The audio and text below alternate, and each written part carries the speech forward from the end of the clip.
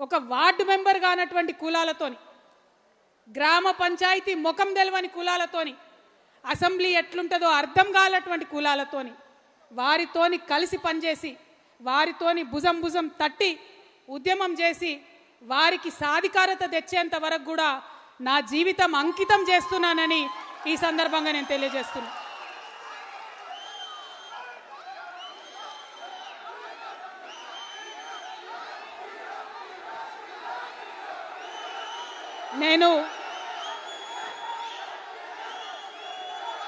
నేను ఏ మాట కూడా ఉట్టిగా చెప్పను. నా ఆత్మ ఒప్పుకొంది, నా మనసు ఒప్పుకొంది, నేను ఏ పని కూడా చేయను. దానివల్ల ఎంత పెద్ద లాభం వచ్చినా నేను ఆ పని చేయను. అట్లా చేసేది ఉంటే నేను ఎక్కడుండేదన్నో మీకు తెలుసు. కానీ అవన్నీ వదులుకొని ఇవాళ ఒంటరిగా నేను బయలుదేరిన మీ అందరి సహకారంతో ఖచ్చితంగా ఈ తెలంగాణలో మంచి మార్పు తీసుకొని రాగలుగుతామనే కాన్ఫిడెన్స్తో ఇవాళ నేను మీ ముందుకు వచ్చి ఇవాళ ఒక్క మాట మనం ఆలోచన చేసుకోవాలి. చాలామంది మా అగ్రవర్ణ మిత్రులకు నేను హృదయపూర్వకంగా చేతులు జోడించి వినమ్రంగా విజ్ఞప్తి చేస్తున్నా. ఏంటిది సామాజిక న్యాయం?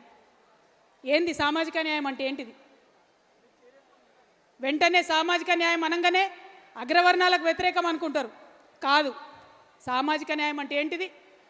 ఒక దగ్గర ఒక 100 రొట్టెలుంటే, ఆకలితో ఉన్నటువంటి 100 మనుషులుంటే, 100 రొట్టెలుండి ఆకలితోనున్న 100 మనుషులుంటే మానవత్వం ఏంటిది?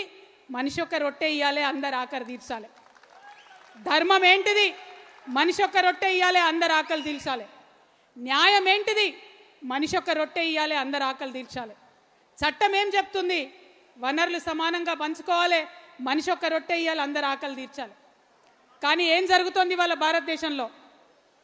100 రొట్టెలున్నాయి, ఆకలితో నుండే 100 మనుషులు ఉన్నారు. కానీ బలవంతులైనటువంటి 10 మంది మనుషులు 90 రొట్టెలు తింటున్నారు. ఇవాళ బలహీనమైనటువంటి 90 మంది మనుషులు 10 రొట్టెలు పంచుకొని తినే దుస్థితిలో ఉన్నారు ఈరోజు. ఇది న్యాయమా? ఇది ధర్మమా?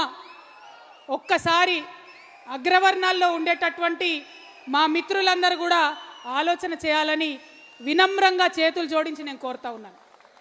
ఎందుకంటే చాలా సందర్భాల్లో న్యాయము, చట్టము, ధర్మము కలగలిసే అంశాలు రావు. కొన్ని సందర్భాల్లోనే చరిత్రలో అటువంటి అంశాలు వస్తాయి. సామాజిక న్యాయం అనేది అటువంటి అంశం. భారత రాజ్యాంగం చెప్తుంది సామాజిక న్యాయం కావాలని, న్యాయం చెప్తుంది సామాజిక న్యాయం కావాలని. ఇప్పటిదాకా మనం మాట్లాడుకున్న ధర్మం చెప్తుంది సామాజిక న్యాయం కావాలని. అందుకే మా అగ్రవర్ణాల్లో ఉండే మిత్రులకు నేను చెప్తా ఉన్నాను, ఆలోచన చేయండి. ఎందుకంటే ఈ భారతదేశంలో ఎప్పుడు పరివర్తన వచ్చినా ప్రజాస్వామ్యవాదులైనటువంటి అగ్రవర్ణ మిత్రులు కలిసి వచ్చి ముందు ఉండి ఆ పరివర్తన తీసుకొచ్చినారు. మనం గౌతమ బుద్ధుడి కన్నా గొప్ప వాళ్ళం కాదు కదా. ఆ గౌతమ బుద్ధుడు ఒక క్షత్రియ పుత్రుడే అయినా రాజ్యం ఇడిచి వచ్చి ప్రజాస్వామ్యం కోసం కొట్లాడిండు. ఆయన స్ఫూర్తిగా ఇవాళ అగ్రవర్ణాలు కలిసి వచ్చి తెలంగాణలో సామాజిక న్యాయం కోసం కొట్లాడాలి. ఆయన తర్వాత వచ్చిన సాహు మహారాజ్ మరాఠా శూద్ర అగ్రవర్ణ కులానికి సంబంధించిన వాడే. కానీ రిజర్వేషన్లు ఇచ్చిండు, రాజు అయ్యుండి రిజర్వేషన్లు ఇచ్చిండు. ఆ స్ఫూర్తితో ఇవాళ అగ్రవర్ణ మిత్రులందరూ కూడా తెలంగాణలో సామాజిక న్యాయం కావాలని ముందు వరుసలో ఉండి కొట్లాడాలి. ఆ తర్వాత మండల్ కమిషన్ రిపోర్ట్ వస్తే కాంగ్రెస్ పార్టీ 20 ఏండ్లు బీర్వాలేసి భద్రంగా తాళమేస్తే మరొక క్షత్రియ పుత్రుడు విశ్వనాథ్ ప్రతాప్ సింగ్ వచ్చి విప్లవాత్మకంగా ఆ మండల్ కమిషన్ రిపోర్ట్ని అమలు చేసిండు.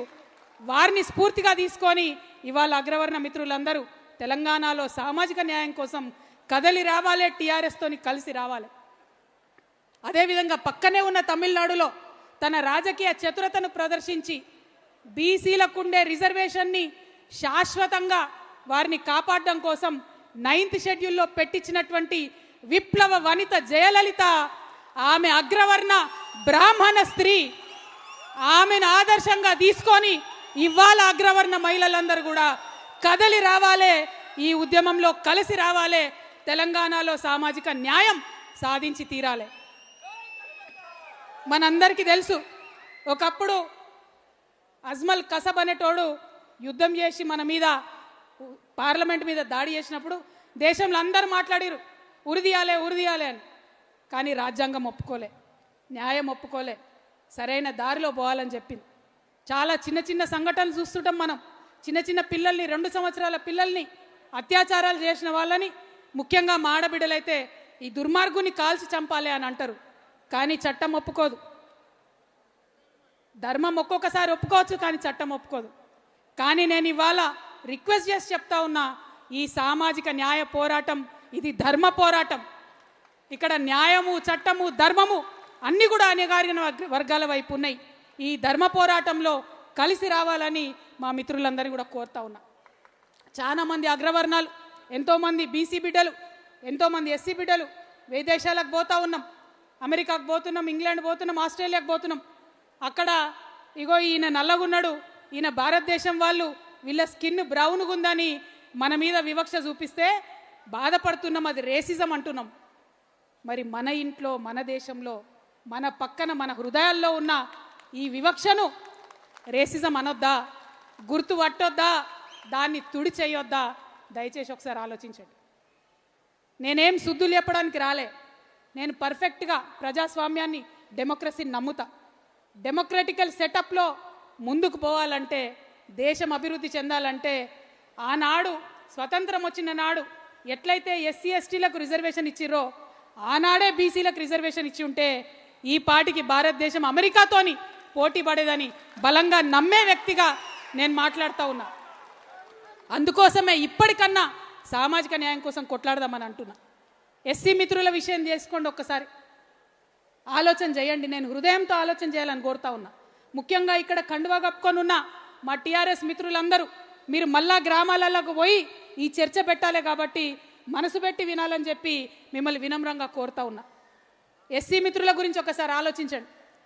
ఎస్సీ అనగానే ఏమంటారు అందరూ? అది బీసీలు కానీ, ఓసీలు కానీ, వాళ్ళకేంది, వాళ్ళకి రిజర్వేషన్ ఉంది, వాళ్ళకేం తక్కువైంది, ఉద్యోగాలు వస్తున్నాయి, ఎమ్మెల్యేలు అవుతురు అంటురు. కానీ ఏదన్నా పండగ వస్తే ఒక దళిత కుటుంబాన్ని పిలిచి మన ఇంట్లో కూర్చోబెట్టుకొని ఎప్పుడన్నా భోజనం చేయించినామా? అటువంటి హృదయ పరివర్తన జరిగిందా? డెమోక్రసీలో అందరం ఒకటే అనుకుంటున్న మనం అటువంటి ఆలోచన ఎప్పుడన్నా చేసినామా? ఒక్కసారి దయచేసి ఆలోచన చేయండి. నేను ఉట్టిగా చెప్తాలని ఈ మాట. పరివర్తన రావాలే, డెఫినెట్గా మన హృదయాలు ట్రాన్స్ఫార్మ్ కావాలి. కాబట్టి ఆలోచించమని నేను చెప్తా ఉన్నా. అదేవిధంగా మరి ఎస్సీలకు పోనీ రిజర్వేషన్ ఉంది, స్వతంత్రం వచ్చినప్పటి నుంచి ఉన్నది, 79 ఏళ్ళు అవుతుంది రిజర్వేషన్ ఉన్నది. కానీ